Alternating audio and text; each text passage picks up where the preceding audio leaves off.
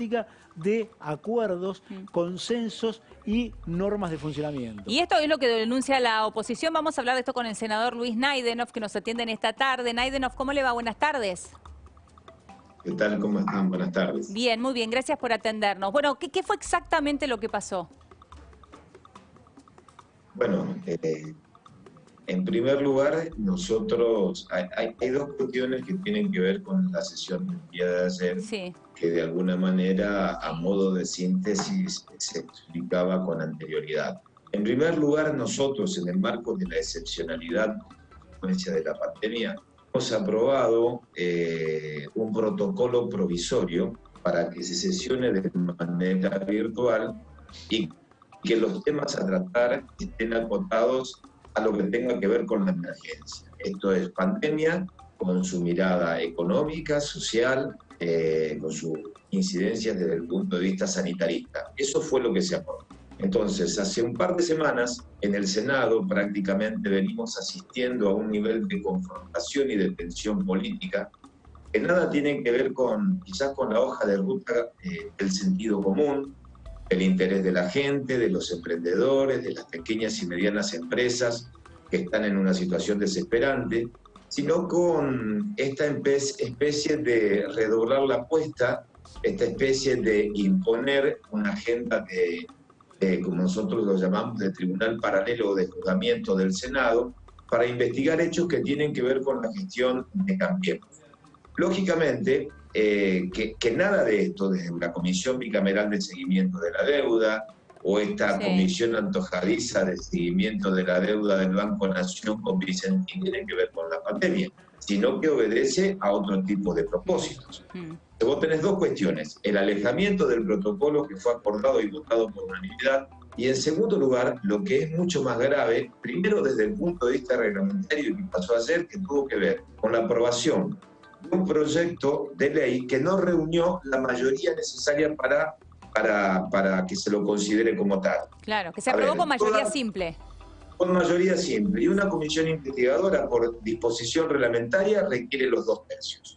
Al finalizar la votación, cuando se obtuvo 41 votos por la afirmativa, 29 por la negativa, yo solicité el uso de la palabra para dejar en claro lo que reiteraron todos los integrantes del bloque de Cambiemos, que no se reunió la mayoría calificada que exige el reglamento para que se lo considere ley. ¿Qué ha hecho la señora presidenta como dueña de casa, como si fuera que está en su propio reinado? No solamente no concedió el uso de la palabra, que ya es un detalle menor, sino lo que es mucho más grave: este sistema de virtualidad está a prueba, que requiere sentido común y mucho consenso para su implementación.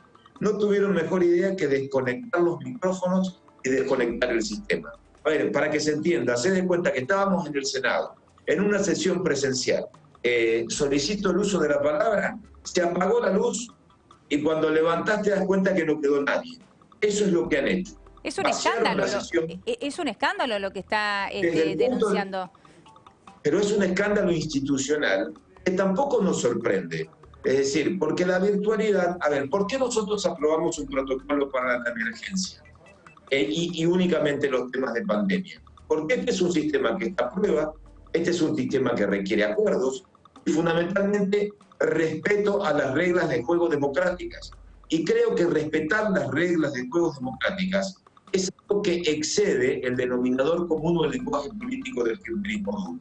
Por eso nosotros nos encontramos en algunas comisiones donde nos interrumpían en el uso de la palabra o nos desconectaban el micrófono, como sucedió en una comisión bicameral de decretos de necesidad y urgencia.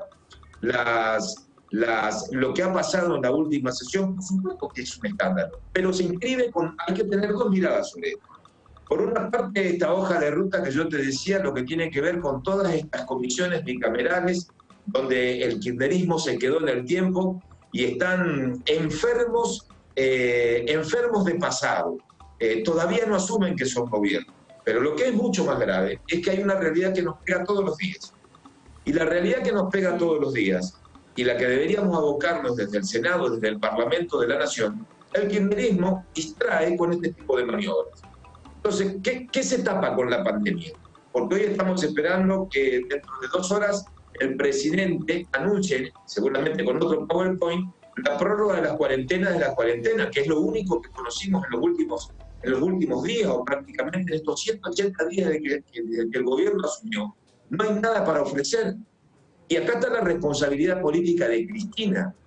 Entonces, la presidenta, no solamente preside el Senado, tiene una responsabilidad política en lo que está pasando al país como articuladora del triunfo de este Frente de Todos.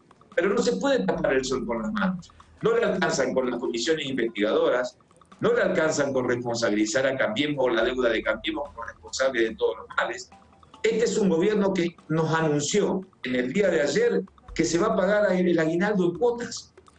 Este es un gobierno que en el medio de la pandemia, mientras nos distraen con los runners, como los culpables o responsables de los nuevos contagios asintomáticos, de la noche a la mañana el procurador del Tesoro nos comunicó que Amado Vudú, mientras les ajustan a los jubilados, va a recibir una pensión vitalicia. No les da la cara, no tienen vergüenza. Senador, entonces, en pandemia no hay hoja de ruta que tape. Senador, ¿y qué es lo que va a hacer o lo que puede hacer la oposición frente a esto? Y es si finalmente va a pasar que una nueva vez se va a judicializar la política o si tiene algún otro recurso para impedir que esto vuelva a ocurrir y para poner en orden la comisión que acaba de crearse, cuyas facultades además exceden lo que la Constitución da a las comisiones investigadoras del Poder Legislativo. Primera, a modo de reflexión, siempre hay otra instancia que tiene que ver con el acuerdo. El acuerdo requiere de reglas básicas, de reglas de convivencia democráticas que hoy no encontramos un marco en el propio Senado. Si aprobás un reglamento provisorio o un protocolo para el funcionamiento de sesiones virtuales, si es el propio oficialismo quien tiene las mayorías y lo quiebra, me parece que estamos muy lejos. En segundo lugar, a modo de corrección, no se trata de judicializar la política, no. Se trata de que se dio media sanción a un dictamen que no contó con los números ni con la mayoría calificada que se requiere para que se lo trate en el futuro en la Cámara de Diputados o que se convierta en ley. Por lo tanto, cuando hay un apartamiento de reglamento y aprobas algo que no tiene los números, lógicamente que lo que hemos hecho es enviar una nota a Cristina Fernández de Kirchner para que se abstenga de remitir esta orden del día a la Cámara de Diputados y tratar de volver a foja cero y que el sentido común de alguna manera se imponga y nos demos cuenta que esto no puede ser ley. Y en segundo lugar, bueno, nosotros vamos a utilizar todas las herramientas porque esto es un... ¿Cuáles son, perdón, senador, cuáles son esas herramientas? Digo, si ese sentido común no se impone, porque uno creería, bueno, ¿por qué si se hizo esto ahora se impondría el sentido común? Y digo, y sigue avanzando. La impugnación en el marco jurisdiccional, es decir, el que equilibra ante los desvíos de poder de un solo poder, para eso está el Poder Judicial, que tiene el rol de equilibrar, en este caso del intérprete final de las normas. Si decimos que esta norma es inconstitucional, que no reúne la mayoría, y el oficialismo está convencido que sí, esto lo tiene que resolver la justicia. Pero nosotros estamos para que se respete el reglamento. Eso por un lado. ¿Y hay manera de probar que se les han apagado los micrófonos? Esto que usted recién... Para demostrarlo también a esto, porque es grave. Pero por supuesto, a ver, es cuestión de pedir las pruebas de la copia del sistema de la última sesión y nos vamos a dar cuenta que yo te diría una especie de que quedaste pedaleando en el aire.